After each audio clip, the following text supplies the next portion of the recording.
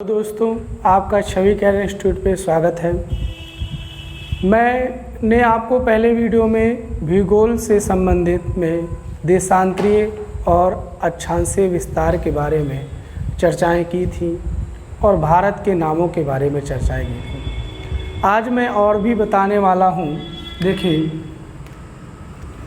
कर्क रेखा। पहले हम जान लें कर्क रेखा क्या होती है। मैंने आपको पहले बताया था, यदि इस पृथ्वी के बीचों बीच से रेखा जो खींची गई थी, इस रेखा का नाम भूमध्य रेखा, और इस भूमध्य रेखा के कारण दो गोलार्ध में बटा एक उत्तरी गोलार्ध और एक दक्षिणी गोलार्ध। यदि हम इस पृथ्वी के सबसे बीचों बीच केंद्र से 23.5 अंश इधर और 23.5 अंश इधर 2 पॉइंट डिनोट करें और इसको आपस में मिला दें, तो ये रेखा हमने बताया था, ये रेखा कौन सी रेखा होगी? अक्षांश रेखा। लेकिन कितना अक्षांश? 23.5 अक्षांश।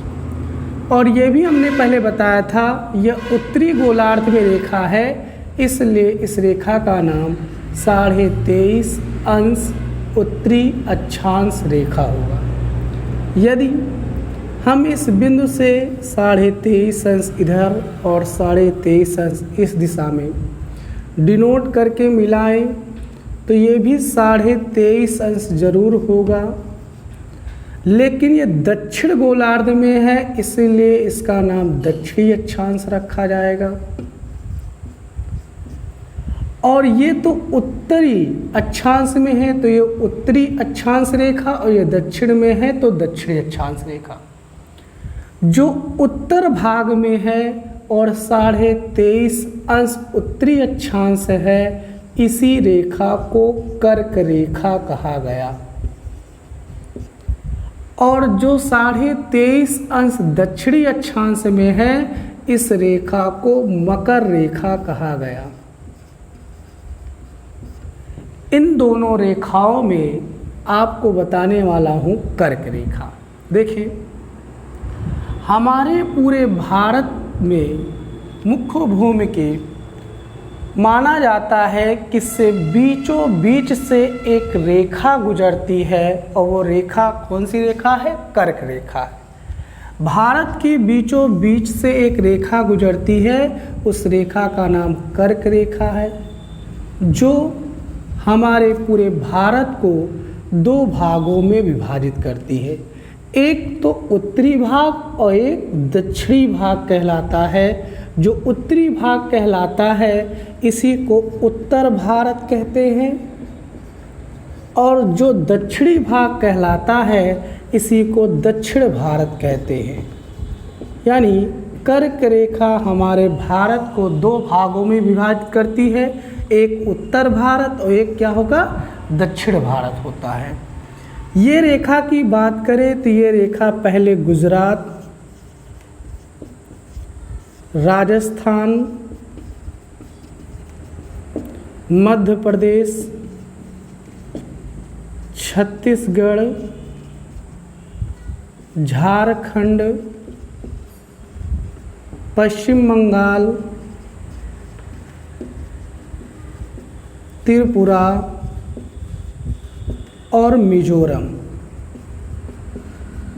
यानी 1, 2, 3, 4, 5, 6, 7, 8, यानी ये कर्क रेखा भारत के 8 राज्यों से होकर जाती है। यदि आपसे प्रश्न पूछा जाए कर्क रेखा भारत के कितने राज्यों से जाती है, तो 8 वे 8 राज्य हैं: गुजरात, राजस्थान, मध्य प्रदेश, छत्तीसगढ़, पश्चिम बंगाल, झारखंड, त्रिपुरा और मिजोरम। इन राज्यों से होकर जाती है।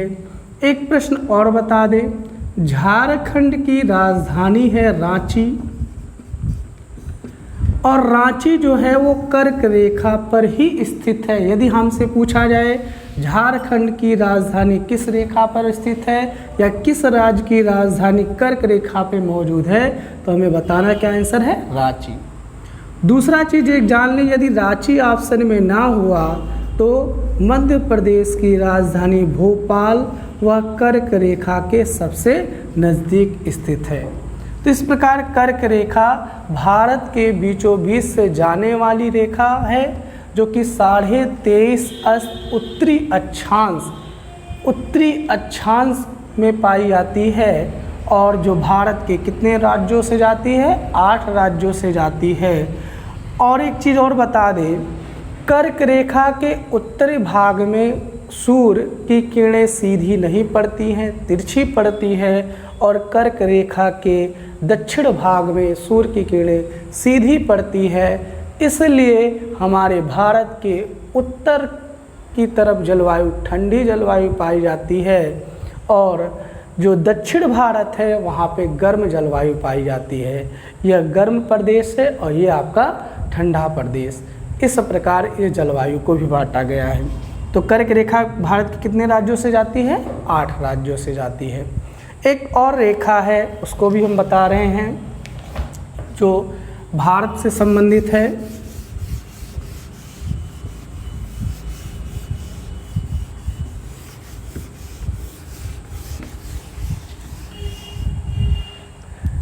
देखिए, हमने आपको बताया था यदि कोई ऊर्ध्वाधर रेखाएं खींची जाएं तो ऐसी रेखाओं को देशांतरी रेखा कहा जाता है।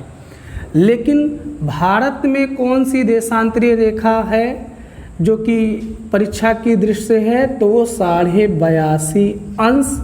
और हमने ये भी बताया था पूर्व की तरफ सभी रेखाएं पूर्वी देशांतर, पश्चिम की तरफ सभी रेखाएं कौन सी देशांतर, पश्चिमी देशांतर, यानी 82.5 पूर्वी देशांतरीय रेखा। यह रेखा का मतलब क्या है, यह रेखा भारत की मानक समय रेखा है। यानी मानक समय यानी भारत का जो समय है वो 82.5 अंश पूर्वी देशांतरीय रेखा से लिया गया है।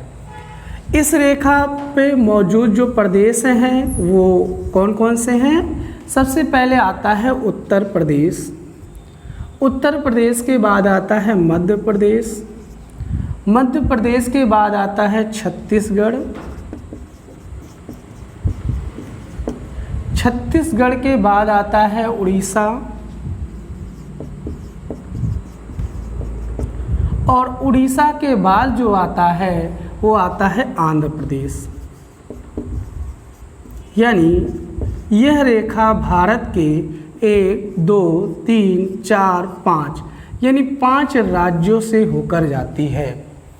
एक चीज़ और जाने, उत्तर प्रदेश का एक ज़िला है जिसका नाम इलाहाबाद है और वर्तमान में इसका नाम प्रयागराज है। प्रयागराज, प्रयागराज के नैनी से ही भारत का समय लिया गया है, और जो कि कितने अंश है, 82.5 अंश पूर्वी देशांतर। यहाँ से एक क्वेश्चन और पूछा जाता है, जो अंतर्राष्ट्रीय समय रेखा है वो कितनी देशांतरीय रेखा है, तो 0 देशांतरीय रेखा है, जो कि ग्रीनविच लंदन वेधशाला से होकर जाती है। यदि उनसे हमें समय का कंपैरिजन किया जाए तो हमारा समय 5.5 घंटे आगे का है, यानी 5.5 घंटे आगे हमारा समय है। तो इस प्रकार इन दोनों रेखाएं भी परीक्षा की दृष्टि से महत्वपूर्ण है। और जानकारी लेते हैं हम लोग।